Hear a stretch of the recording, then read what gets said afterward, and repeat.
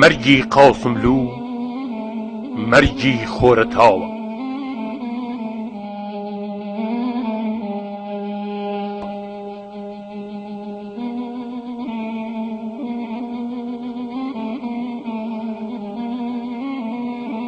گۆڕێک لە پێرلاوشێز هەیە،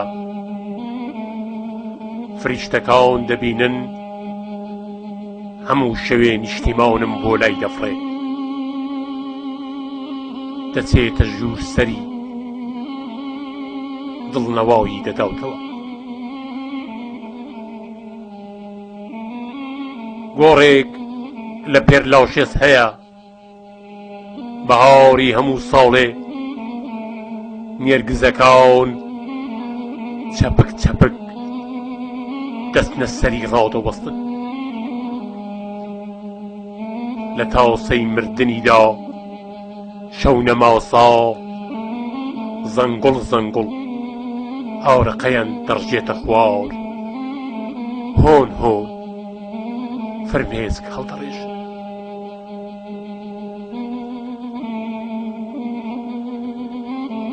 لەم هەواورە دوور دەستەدا گۆڕێک هەیە، هەموو جارێک کە ئازادی لە گەڕاندا شەکەت دەبێ،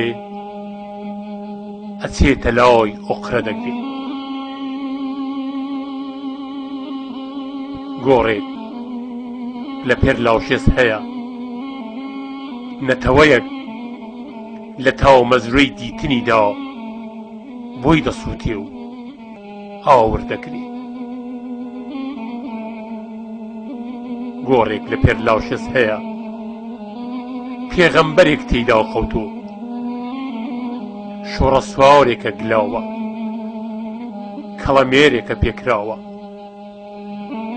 لەسەر چێلەکەی نووسراوە کە من مردم کورد ناومرێ.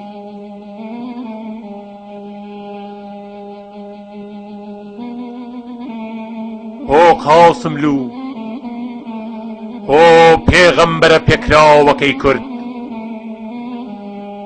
تۆ کێ بووی کە پەیڤەکانت لە ئامێزی دایکم گەرمتر، هەناسەکانت لە شنەبای ئازادی فێنکتر، خەندەکانت لە هەرچی مۆسیقایە خۆشتر.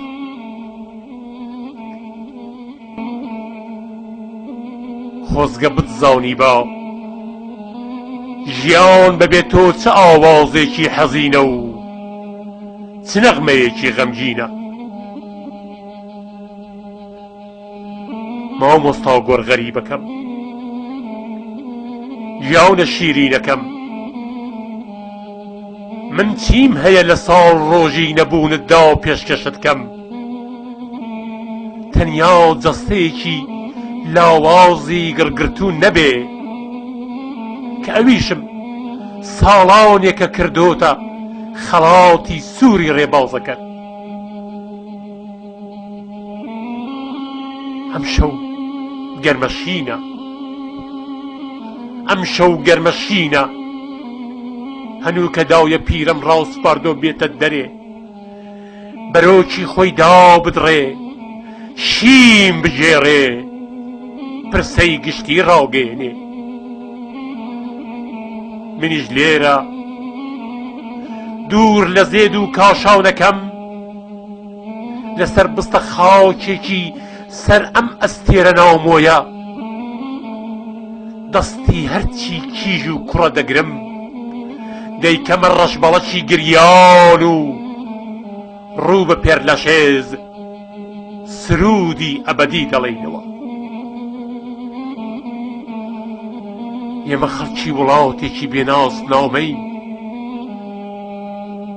ئێمە خەڵکی وڵاتێکی بێناس نامەین، دەمان کوژن، دەمان بڕن، قڕمان دەکەن، سێدارەمان بۆ هەڵدەخەن.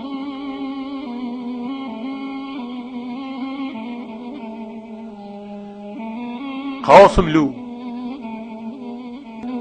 هاتنت لە پشکوتنی هەڵاوڵە برایمە و ئۆغرکردنت لە گوڵجاری پەپولەیەک دەچوو.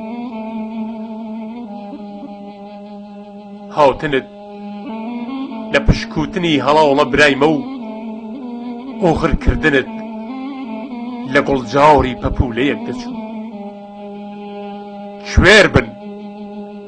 کوێر بن کە تۆیان کوشت، ژیانیشیان کوشت، کە تۆیان کوشت، جوانیشیان کوشت. هەرچی پێکەنین و بزە بوو تۆرا، کۆترەکان لە گمە کەوتن، هەمووی هەڵفڕینە تاریکی، کاتژمێرەکان کڕ بۆی کەوتن.